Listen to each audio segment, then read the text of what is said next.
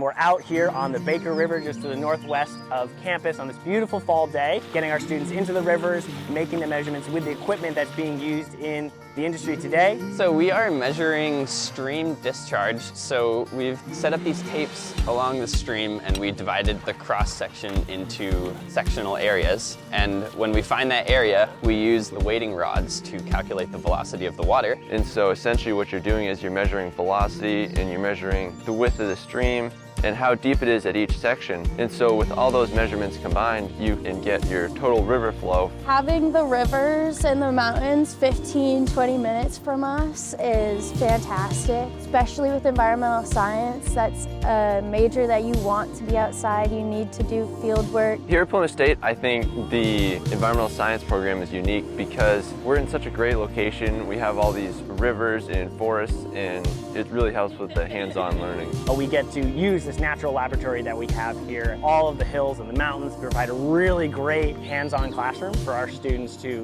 put their skills to the test. All the professors here are extremely nice and extremely positive. I love the professors that we have for environmental science. They're all very kind, very generous. In my college search, I was really on the fence because I was between a lot of choices.